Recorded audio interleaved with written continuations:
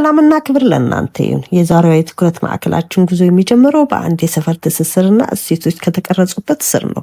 ሀያት ቢካና የዛሬዋን የመሪነት ስብዕናዋን ያገኘችው በሰፈሯ በነበረው ጠንካራ ጀማዕና በተርቢያ ስነ ምግባር ላይ ተመስርታ ነው።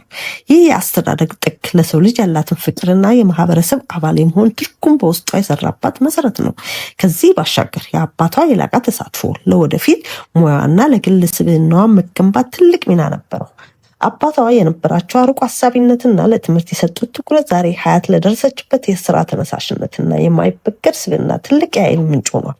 ይህቺ የሰፈር ልጅ የዛሬዋ ወጣት ሀያት ቢካና በጠንካራ መሰረትና በፍቅር ታግዛ በዓለም አቀፍ መድረክ ላይ የራሷን አሻራ ለማሳረፍ የተነሳችበትን የለውጥ ጎዳና አብረን እንቃኛለን።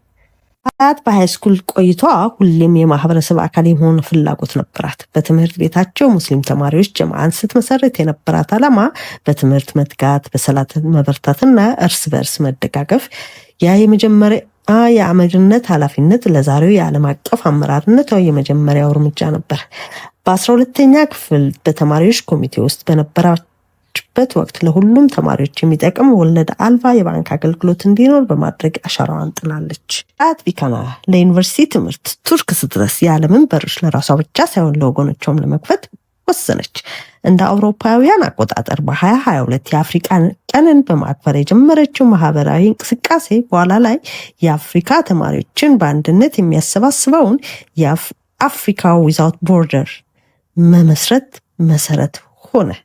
በዚህ ማህበር ውስጥ በውጭ ጉዳይ ኃላፊነት፣ በዓለም አቀፍ አምባሳደርነት እና በባህል አማካሪነት በሰጠችው አገልግሎት የፓን አፍሪካኒዝም እሴቶችን በጽናት በማራመድ ለብዙዎች መልካም ምሳሌ ለመሆን በቅታለች። ሀያት በቱርክ ለሚኖሩ ኢትዮጵያውያንና ትውልደ ኢትዮጵያውያን ያላትን ፍቅር በተግባር አሳይታለች። በቱርክ የሚኖሩ ኢትዮጵያውያን ማህበር ውስጥ በአመራር ወይም ኤክዚኪቲቭ ሜምበር እና በህዝብ ግንኙነት ኃላፊነት በማገልገል በተለይ የኢትዮጵያ ቀን በቱርክ በድምቀት እንዲከበር ተማሪዎችን በማስተባበር ረገድ ከፍተኛ አስተዋጽኦ አበርክታለች። በተለይም ለታላቁ የኢትዮጵያ ህዳሴ ግድብ ግንባታ በነበሩት የተለያዩ ኩነቶች ላይ የህዝብ መስተጋብር በማጠናከርና በመቀስቀስ የነበራት ድጋፍና አስተባባሪነት እጅግ የሚጠቀስ ነው። በተጨማሪም በኢስታንቡል የሚገኘው ሀበሽስታን የልማትና የትብብር ማህበር ውስጥ በውጭ ግንኙነት ኃላፊነት በማገልገል ማህበረሰቡን ለማሳተፍና ለበጎ ተግባራት በማነሳሳት ከፍተኛ ጥረት እያደረገች ትገኛለች። ሀያት እንደ አውሮፓውያን አቆጣጠር በጁላይ 2025 በቱርክ በሚገኘው የኢትዮጵያ ኤምባሲ በፖለቲካ ጉዳዮች መምሪያ ባደረገችው የሙያ ልምምድ ለሀያት የዲፕሎማሲ ጥበብን እና የፖለቲካ አመራር ክህሎትን በማዳበር ረገድ ትልቅ በር ከፍቶላታል።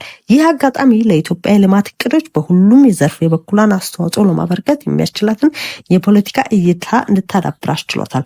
በተለይም ከቱርክ ማህበረሰብ ጋር ያላቸውን ዲፕሎማሲያዊ ትስስር በማጠናከርና የኢትዮጵያ የብሔራዊ ጥቅምን በማስጠበቅ መልኩ ስራዎችን በመቅረጽ ረገድ ከፍተኛ የመሪነት እምቅ ችሎታዋን ያሳየችበት ወቅት ነበር።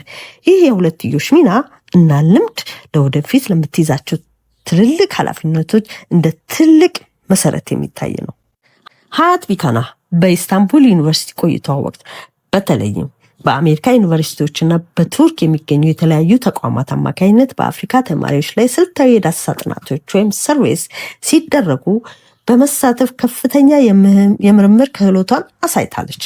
ከዚህም በላይ በነበራት የመሪነት ኃላፊነቶች አሁን ለተለያዩ ሚዲያ ተቋማት ለምሳሌ ለተርኪሽ ሬዲዮ ኤንድ ቴሌቪዥን እና ለአናዶሉ ኤጀንሲ የሰጠቻቸው ቃለመጠይቆች ለወደፊት የፖለቲካ መሪነት ጉዞዋ ትልቅ አቅም የፈጠሩላት ወሳኝ ኩነቶች ናቸው። በፖለቲካል ሳይንስና ዓለም አቀፍ ግንኙነት የመጀመሪያ ዲግሪዋን በቅርቡ ከኢስታንቡል ዩኒቨርሲቲ ያገኘችው ሀያት በኢስታንቡል ዩኒቨርሲቲ የዓለም አቀፍ ተማሪዎች ፕሬዝዳንት ሆና ያገለገለችበት ጊዜ የጉዞዋ ማማ ነበር።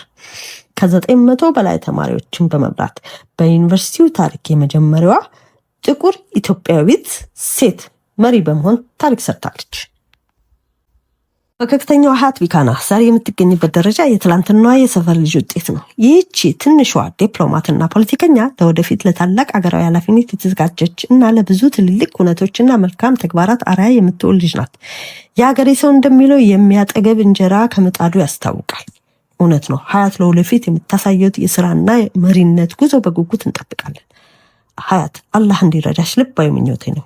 ሁላችንም የዝችን የነገ ተስፈኛ መሪ በማበረታታት በታላቅ ክብርና ትህትና እንድትቀጥል የበኩላችንን እናድርግ። የዝችን ወጣት ሞዴል መሪ ለብዙዎች እንዲደርስ ላይክ፣ ሼር እንዲሁም ሰብስክራይብ በማድረግ እናግስ። ይህ ፖለቲካሊ ሙስሊማ ነው። እኔ ዘቢባ ሀሰን መሐመድ ነበርኩ። ሰላም።